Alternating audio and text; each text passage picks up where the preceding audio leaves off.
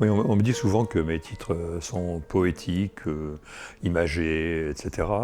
Alors moi d'abord je pense qu'un titre c'est important parce que c'est une sorte de guide pour l'écoute.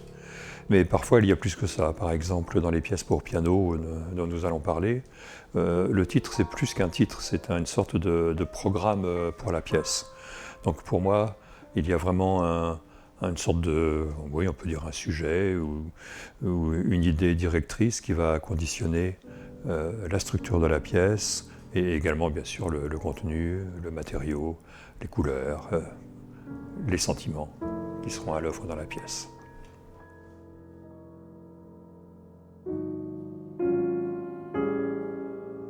Alors en ce qui concerne le piano, euh, je dois dire que je trouve qu'il y a eu une sorte d'oubli au cours du XXe siècle. Au XIXe siècle et au début du XXe siècle, il y a eu une sorte d'essor incroyable de la littérature pour piano, avec des grands compositeurs, comme bien sûr Liszt, qui est vraiment le grand précurseur, et on pourrait dire qu'il a presque tout inventé. Et puis d'autres, bien sûr, qui ont suivi. Bon, je pense naturellement à Debussy, mais aussi des compositeurs comme Scriabine, bon, Ravel, bien sûr, Albéniz également. Donc tous ces compositeurs ont développé en dehors même de la question purement musicale, des techniques d'écriture pour le piano tout à fait extraordinaires. Et on a un peu oublié ça au cours du XXe siècle, il y a une sorte de cassure. Donc j'essaie de renouer avec cette période-là, pas au niveau stylistique ou esthétique, mais en tout cas au niveau des possibilités du piano, de la façon dont le piano peut être écrit, tout simplement les doigtés, par exemple, les doigtés de Liszt, si on regarde ce qu'on appelle les urtextes, les partitions originales, sont tout à fait intéressants et ça ouvre des horizons.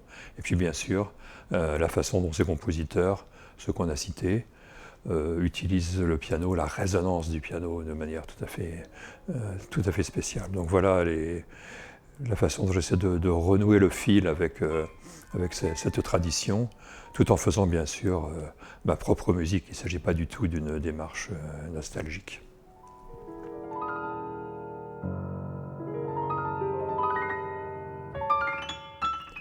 Alors bien sûr, ces compositeurs du passé, comme je le disais, nous montrent des modèles en fait. Ça peut être des modèles de structure musicale, des modèles de technique instrumentale. Il y a des éléments qui peuvent être source d'idées, bon, d'inspiration comme l'on peut dire, mais aussi plus précisément d'un travail d'écriture particulier pour le piano. Par exemple, dans le disque, il y a en fait plusieurs pièces qui se réfèrent d'une manière plus ou moins claire à des œuvres soit de Liszt, soit de Debussy. Je pense que la référence la plus claire, c'est à Debussy, une pièce qui s'appelle Cailloux dans l'eau, qui fait référence au reflet dans l'eau de Debussy. La référence est d'autant plus claire que la pièce avait été écrite à l'occasion de l'année Debussy, il y a, je crois, maintenant 3 ans. Et j'ai gardé dans Reflet dans l'eau, enfin j'ai analysé la pièce, j'en ai gardé une partie de la structure en tant que modèle, puis également certains mouvements mélodiques, certains types d'écriture pour le piano, certains types de virtuosité pour le piano. Mais la pièce qui résulte, c'est totalement ma musique, même si elle évoque Debussy, sans pour autant faire aucune citation de la musique de Debussy.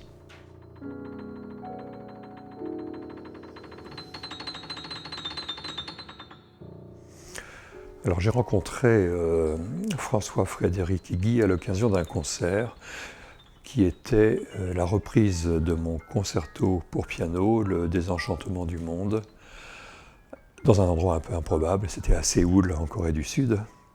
Et François-Frédéric donc jouait la partie de piano en l'occurrence. C'était la première fois que je le rencontrais.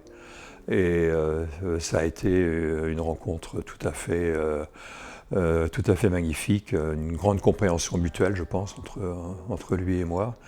Et c'est là que nous avons fait échafaudé un certain nombre de projets, en particulier le projet d'un autre concerto pour piano, qui d'ailleurs est devenu une commande de Radio France pour le Festival Présence, et que François Frédéric a joué à cette occasion. Et par ailleurs, j'avais le projet d'écrire un cycle de pièces pour piano. Et tout naturellement, François Frédéric Guy a été l'un des principaux pianistes pour ce cycle.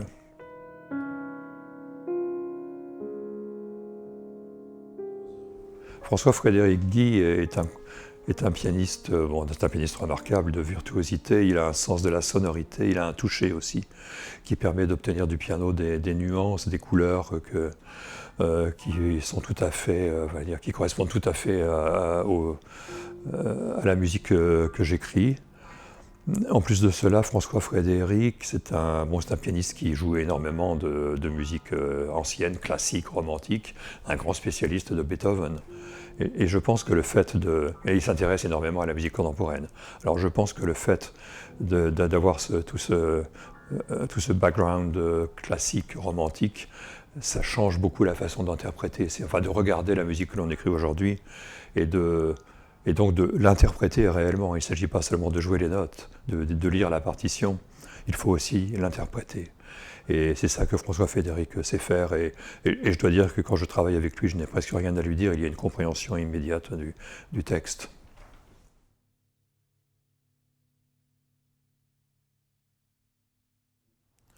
Alors quand j'écris pour le piano,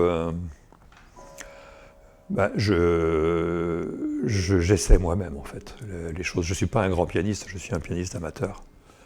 Mais j'essaye, je veux voir si c'est réalisable, si le degré de difficulté correspond au rendu musical.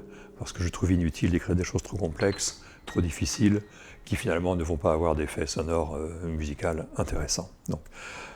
Donc j'essaye, oui, j'essaye tout. Donc c'est une façon de penser aux futurs interprètes de ma pièce. D'une part, je ne veux pas leur compliquer la tâche inutilement, ce qui n'empêche pas que certaines choses peuvent être très difficiles à réaliser, mais ça doit être toujours pour une bonne raison.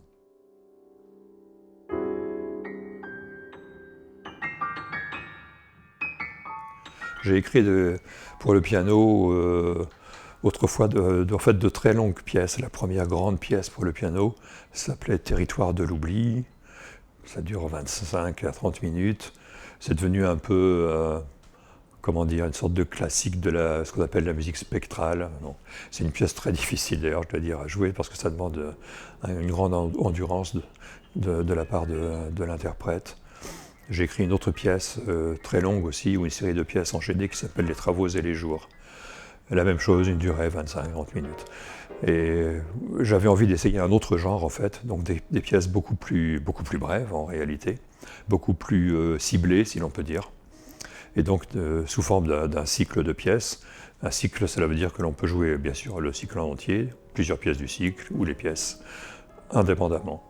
Et j'ai beaucoup pensé à des cycles de piano. Tout à l'heure nous parlions de Liszt. Liszt a écrit un certain nombre de cycles de pièces pour piano, et en particulier les années de pèlerinage. Donc c'est un peu mon modèle, c'est les années de pèlerinage de Liszt, qui toutes sont organisées autour d'une période de la vie de Liszt et d'endroits qu'il a visités, où il a vécu. Donc voilà un peu le projet de mes pièces pour piano. Et, il existe actuellement un premier cycle de 6 pièces, celles qui sont sur ce disque, et j'espère pouvoir écrire 2 ou 3 autres cycles similaires.